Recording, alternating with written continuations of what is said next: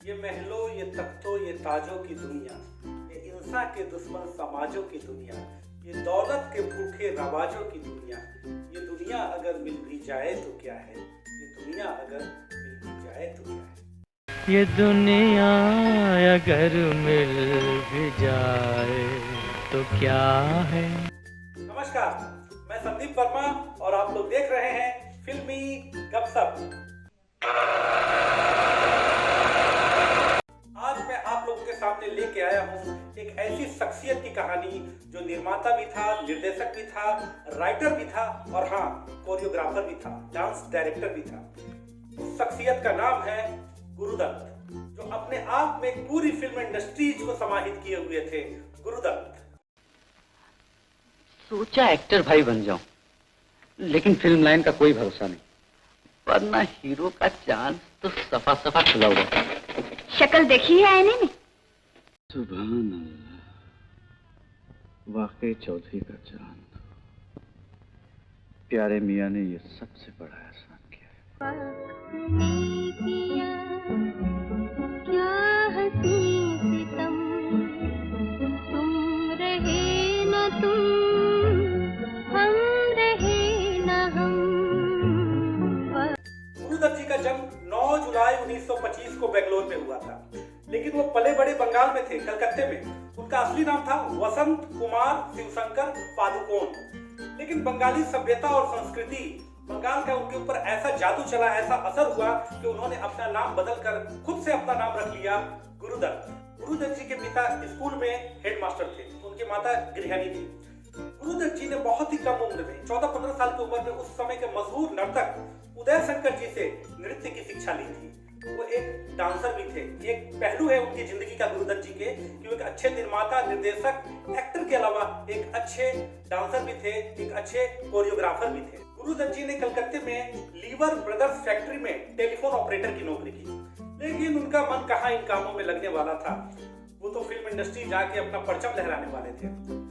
उनके इंटरेस्ट को देख के, उनकी इच्छा को देख के उनके चाचा ने उन्हें बंबई भेजा और प्रभात फिल्म्स में उन्हें 3 साल के कॉन्ट्रैक्ट पर नौकरी दिला। प्रभात फिल्म्स पुणे में, जहां उनकी मुलाकात देवानंद साहब से हुई और एक ही मुलाकात में दोनों बहुत तगड़े दोस्त बन गए, बहुत जिगरी दोस्त बन गए।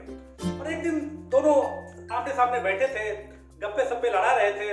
इसी गपशप के दौरान देवानंद जी ने गुरुदत्त जी से कहा, अगर मैं पहले फिल्म बनाऊंगा तो मैं तुम्हें डायरेक्टर रखूंगा। और गुरुदत्त जी ने भी देवानंद जी से यही वादा किया। अगर गुरुदत्त जी की बतौर एक्टर हम बात करें तो उनकी पहली फिल्म 1944 में चांद रिलीज हुई थी, जिसमें उन्होंने एक छोटी सी श्री कृष्ण की भूमिका की थी। इसके बाद गुरुदत्त जी की फिल्म आई 1946 में हम एक हैं, जिसके हीरो थे देवानंद जी, और इस फिल्म में रहमान साहब भी थे। लेकिन इस फिल्म में गुरुदत्त जी ने कोरियोग्राफी भी की थी, डांस डायरेक्शन भी किया था। 1951 में नवकेतन फिल्म्स ने एक फिल्म बनाने का सोचा और उस फिल्म का नाम रखा बाजी, और इसके लिए निर्देशक के रूप में देवानंद जी ने रखा गुरुदत्त जी को। फिल्म बहुत बड़ी हिट हुई, सुपर हिट हुई। इस फिल्म की पार्श्व गायिका थी गीता रॉय। जी हाँ, इस फिल्म की पार्श्व गायिका थी गीता रॉय। ये नाम आपको इसलिए बताना जरूरी है कि आगे चल के गीता राय जी की गुरुदत्त जी से शादी हुई और वो गीता राय बन गई गीता दत्त। जी हाँ, गीता दत्त। बहुत सारे ऐसे गाने हैं जो आप लोगों को लगता होगा कि आशा भोसले जी ने गाया है, लेकिन वो गाना गाया है गीता दत्त जी ने। जैसे आप इन गानों को देख लें।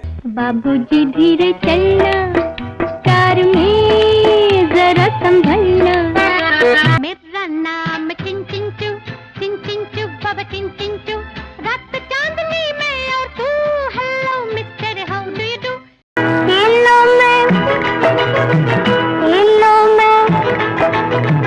हेलो मैं हारी पिया, हुई तेरी जीत रे, काहे का झगड़ा बालम, नई प्रीत रे।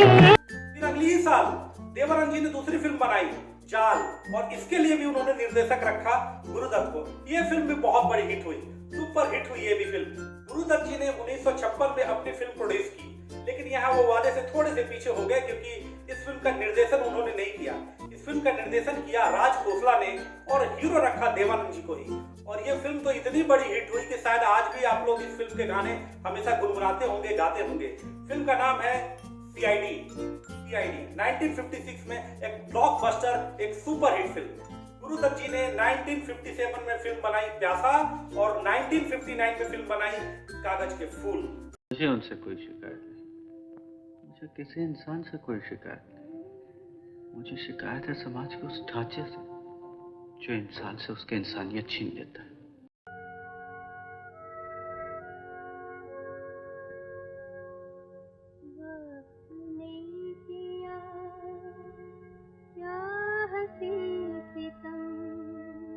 टाइम्स मैगजीन ने एक बार सर्वे किया और विश्व की टॉप 100 फिल्मों की लिस्ट जारी की, जिसमें भारत की सिर्फ 2 फिल्में थी, प्यासा और कागज के फूल। 1957 में जो उन्होंने फिल्म बनाई थी प्यासा, कहा जाता है कि ये उनके आत्मकथा थी। कहा जाता है कि उन्होंने अपने आत्मकथा को एक फिल्म के रूप में डाला था। हालांकि ये फिल्म बहुत ज्यादा नहीं चली, लेकिन इस फिल्म में वहीदा रहमान और गुरुदत्त जी की केमिस्ट्री को लोगों ने बहुत पसंद किया। वहीदा रहमान जी और गुरुदत्त जी की बढ़ती नजदीकियां गीता दत्त जी को पसंद नहीं आ रही थी और इस कारण से उन्होंने गुरुदत्त जी का साथ छोड़ दिया। वो अकेले रहने लगी और गुरुदत्त जी भी अकेलापन का शिकार हो गए। आप उनके अकेलेपन, उनकी भावना, उनके दर्द को फिल्म प्यासा में भी देख सकते हैं और कागज के फूल में भी देख सकते हैं। आपको जरूरत है उनके फिल्म जब आप देखें तो आप उस फिल्म को अपने अंदर समाहित कर लें। फिल्म प्यासा और कागज के फूल, इन दोनों में दर्द इतना था कि एक बार दर्द भी करा उठे। गुरुदत्त जी ने बहुत ही इच्छा, बहुत ही लगन और बहुत ही मेहनत से इन दोनों फिल्म का निर्माण किया था। हालांकि बॉक्स ऑफिस पर यह फिल्म वैसा कमाल ना दिखा पाई जैसी उनकी फिल्म चौदहवीं के चांद ने दिखाई थी। चौदहवीं का चांद हो या आफताब हो, जो भी हो तुम खुदा की कसम लाजवाब हो। अगर आप गुरुदत्त जी की 2 फिल्में प्यासा और कागज का फूल देखने जाते हैं तो आप ये पाते हैं कि उनकी फिल्मों में एक दर्द, एक भावना, एक तनाव, एक बेचैनी, एक अकेलापन। लाजवाब फिल्म, उत्कृष्ट फिल्म, शानदार फिल्म। गुरुदत्त जी जब अपने करियर के अंतिम पड़ाव में थे तो उनकी 2 फिल्में सुपरहिट हुई, चौदहवीं का चांद और साहेब बीबी और गुलाम।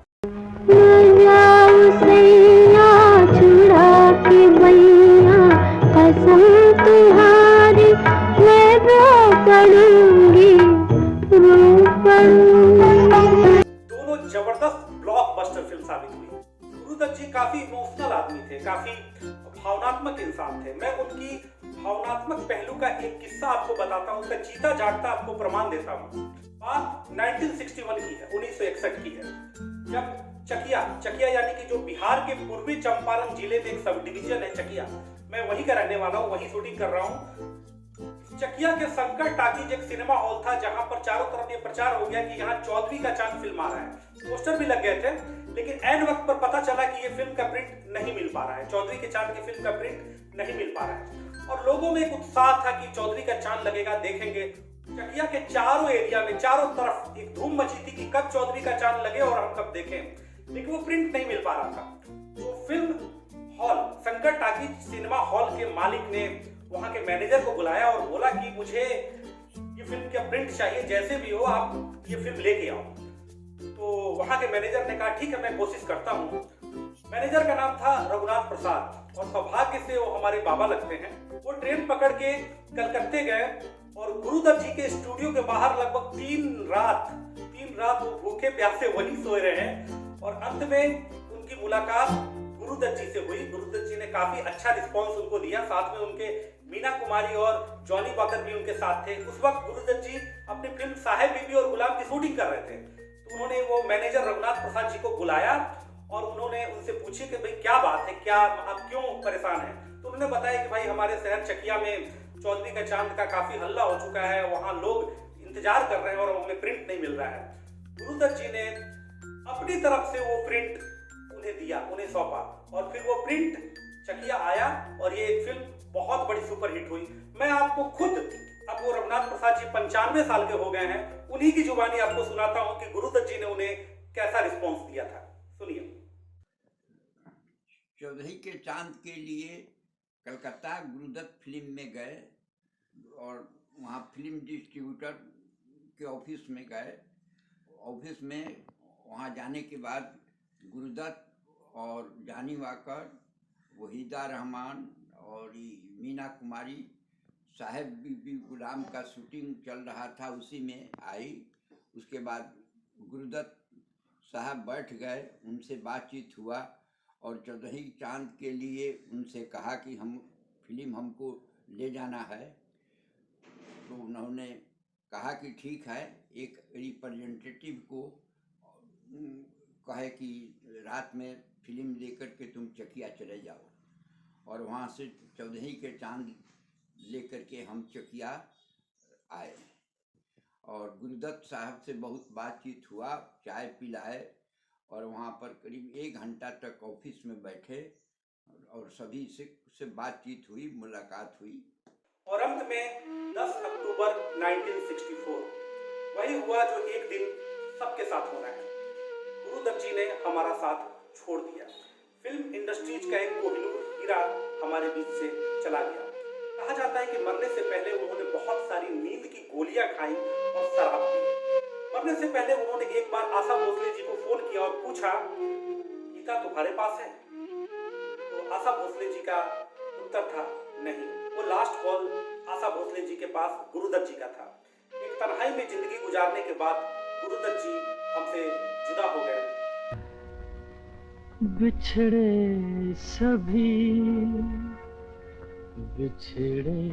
सभी बारी बारी। फिल्म इंडस्ट्रीज के ऐसे कोहिनूर, ऐसे बेताज बादशाह गुरुदत्त जी को मेरा सैल्यूट है। महज 39 साल वो इस जिंदगी में जिए और इस 39 साल की उम्र में उन्होंने फिल्म इंडस्ट्रीज को ऐसी फिल्में दी कि नए जनरेशन भी उनके फिल्म को आज भी याद रखते हैं। मैंने उनकी फिल्म कागज के फूल करीबन 10 बार देखी है। आप एक बार जाके देखिए, प्यासा और कागज के फूल लाजवाब फिल्म है। आप देखेंगे तो आपको मजा आ जाएगा। सबसे पहले तो आप लोगों ने अगर फिल्मी गपशप को सब्सक्राइब नहीं किया है तो प्लीज जाएं, सब्सक्राइब करें, लाइक करें, शेयर करें, कमेंट करें। उम्मीद करता हूं कि आप लोगों को गुरुदत्त जी का ये एपिसोड पसंद आया होगा। इसी के साथ मैं आप लोगों से विदा लेता हूं। नमस्कार।